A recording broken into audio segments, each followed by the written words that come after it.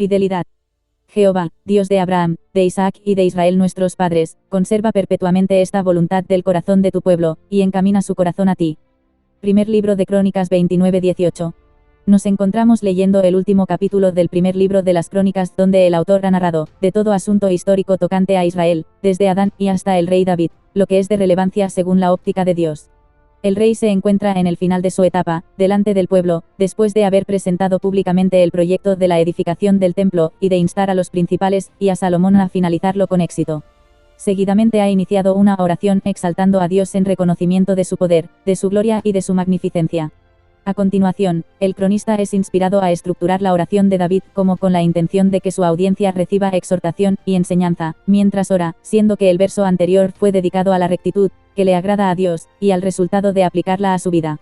En el verso de hoy, David ruega al Dios de los vivos sobre la permanencia del pueblo, y de su rey en este corazón dispuesto que el rey se está encontrando en respuesta a su exhortación.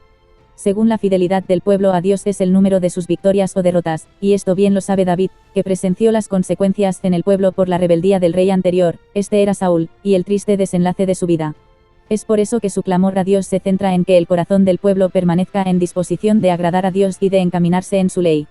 Durante toda la lectura bíblica leemos sobre cómo todo hombre y mujer fiel a Dios es prosperado, aunque antes ha tenido que pasar por un proceso que puso seriamente a prueba su fidelidad.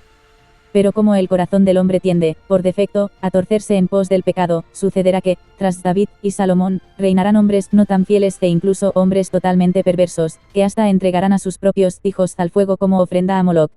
A consecuencia de esto, Jerusalén y el templo serán destruidos, y su pueblo llevado al exilio a Babilonia. Allí nos encontramos con Daniel y sus amigos Ananías, Misael y Azarías, a quienes les han cambiado el nombre, poniéndoles unos referentes a la costumbre y a la religión babilónica, mas no han podido cambiarles el corazón. Desde buen principio, estos cuatro fueron tentados a descuidar la ley de Dios, siendo que Nabucodonosor ordenó expresamente que se alimentaran de las viandas del rey. Pero Daniel y sus amigos se negaron y asumieron el riesgo de trasladar su negativa al jefe de los eunucos. Y Daniel propuso en su corazón no contaminarse con la porción de la comida del rey, ni con el vino que él bebía, pidió, por tanto, al jefe de los eunucos que no se le obligase a contaminarse. Daniel 1:8.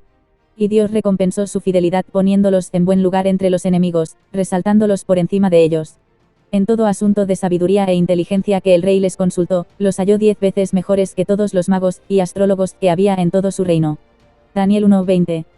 Pero su fidelidad a Dios no se manifestó solamente en esta escena, sino que más adelante, a Daniel, lo harán permanecer toda una noche encerrado en una fosa llena de leones hambrientos, porque él no quiso obedecer al edicto del rey, el cual prohibía la adoración a cualquier dios u hombre a excepción del rey Darío. Y se manifestó la gloria de Dios, cuando la boca de esos leones fueron cerradas, de manera que Daniel salió tal cual entró. Y tal cual entraron Ananías, Misael y Azarías a un horno ardiendo y precalentado al máximo, salieron, de modo que ni aun sus ropas intactas olían a humo. Porque estos tres, a quienes Nabucodonosor cambió los nombres a Sadrach, Mesach y Abednego, se negaron a adorar, ni a inclinarse siquiera aparentando hacerlo, a la estatua erigida por el rey Nabucodonosor. En ellos está el ejemplo más recurrente de fidelidad en la enseñanza bíblica, citando como versos claves, los siguientes. He aquí nuestro Dios a quien servimos puede librarnos del horno de fuego ardiendo, y de tu mano, oh rey, nos librará, y si no, sepas, oh rey, que no serviremos a tus dioses, ni tampoco adoraremos la estatua que has levantado. Daniel 3:17 y 18. También tenemos, entre los fieles, a los anónimos incluidos en el listado de héroes de la fe, que el autor quiso plasmar en su carta a los hebreos, de la siguiente manera.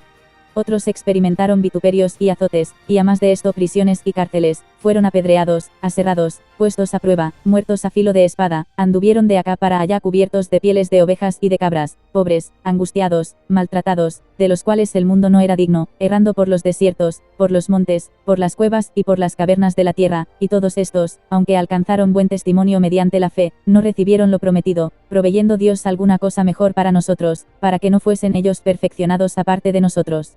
Hebreos 11 del 36 al 40. Porque estos también fueron prosperados, pero no en el concepto de prosperidad que entiende el mundo, sino en la fortaleza, para la perseverancia de la fe, ante las desgracias, para recompensa eterna en los cielos. En la actualidad hemos adquirido un concepto nuevo generacional al cual llamamos la generación de cristal. Este concepto engloba a las últimas generaciones que cada vez se muestran más vulnerables ante cualquier situación que requiera una mínima muestra de determinación o gallardía, o saber estar, por imperceptible que sea el contratiempo. La Iglesia de este siglo, pudiendo ser la más fuerte y extendida en población, gracias a los grandes avances tecnológicos, que facilitan la extensión del mensaje evangelístico por todo el mundo, y la conexión instantánea entre hermanos de diferentes lenguas y naciones, es, al contrario, la que se puede conocer tranquilamente como la Iglesia de la generación de cristal.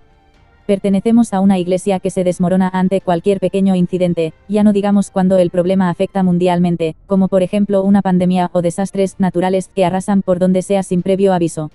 De modo que pudiendo aprovechar estas situaciones para mostrar nuestro carácter fiel y confiado, conforme nuestro Padre Celestial está por encima de toda enfermedad o desgracia, lamentablemente solemos incluirnos en el grupo de los incrédulos atemorizados, cosa que ellos, por lo menos, tienen la excusa de no conocer a Cristo.